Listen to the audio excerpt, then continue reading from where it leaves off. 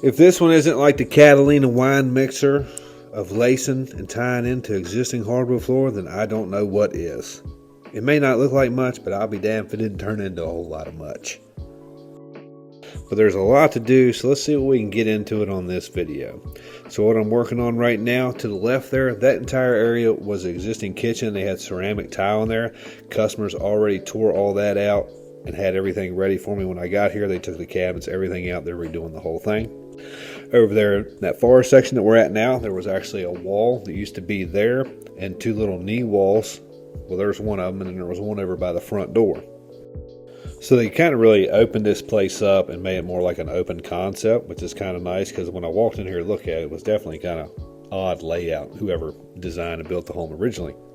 But we've got it all tore out, ready to go for everything to just be toothed back in like it's supposed to be. But first I'm going to go through and I'm going to check the moisture readings on the subfloor and the existing hardwood floor itself.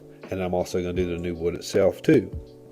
But before we can install anything, we have to put down our roll-on moisture barrier, and we're using the Lobovacal PU280. And people are probably wondering, why are you using that, a roll-on moisture barrier, not just doing paper? Well, a lot of those places that we have to tooth in the wood, sliding it back into place where it's got to go, we have to put glue there, and you can't glue to paper. I mean, you can, but it serves absolutely zero purpose. And this will take about an hour or so to dry, and remember, you can only put one coat on a plywood substrate. And these little knee walls I want to show you, so the tongues on the far side there are running that way. Then they put a piece of slip tongue in there, and then they reverse and ran the wood the other way. So those sections like this are always kind of a pain to tie back in. Luckily, they're pretty small. And I only have to do this on one side. But I actually nailed in a piece of spline, glued and nailed a piece in there because it was an existing groove right there on the left. And the new board I got going in, so on the front of it is a tongue, but I routed it off those 5 or 6 inches there, and then it'll slide right in place. But I did take that back out because I still put in the glue that we use on the end of those boards where we can't nail, because obviously I'm not going to face nail. This isn't a top nail floor, so there's no top nails in this floor anywhere that I'm touching, or I'm not putting any in there anyway. And it's a special type of glue we're using, so it's a silane based, so it's made to mimic the expansion and contraction and movement of a hardwood floor, not like liquid nails where it's so rigid and it won't move. This glue is flexible and moves with the wood. Now here's where it gets real fun. You can literally see right there the bow in that existing floor. So obviously it's expanded and moved around a little bit, but also whoever installed it didn't get it very straight. And you can see there, right there, I was missing about an 1/8 inch. I'll be damned, that's a strong 1/4 plus there. Then get down this other end, perfect, right where it's got to be. And since I'm from the South, you ever heard of that phrase, trying to turn chicken shit into chicken salad? Sometimes that's honestly what it feels like on some of these jobs that we do, just trying to fix and do the best we can with what we have to work with.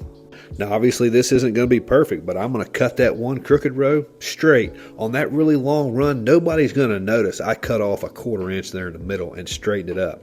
So I cut that back straight where I want it, and I take a router, I'm going to put another groove back in it, because obviously I done cut most of it off through that whole middle. Then I'm going to cut and put my new boards in there, which really I didn't have to cut any of those. I had to cut the bottom of the groove off and actually glue it in place. No top nails. But I get down to this end, and remember, it was a little wider. So this is where you want to always make sure you have extra wider material and plan for that on these jobs. So the rest of this floor is 3 1/4 inches wide. I had a couple bundles of 4 inch also delivered to the job to account for this, because I already know it was going to happen. It always happens. So let's say this row, it was ripped at 3 3/8, that extra 1/8 inch. So I literally just rip it down to that size, and I'm going to reroute it. Put my own groove back in there, so it's all still tongue and grooved. But what's bad, you can't do just that one board right there. You got to do that entire row so it all matches. And I had to do that a couple times through there, not a whole lot, maybe 2 or 3 across the whole rest of that area. So some of those can actually turn into a real nightmare depending on how bad they are. And sometimes it's honestly cheaper, easier, and faster just to tear it all out and start over.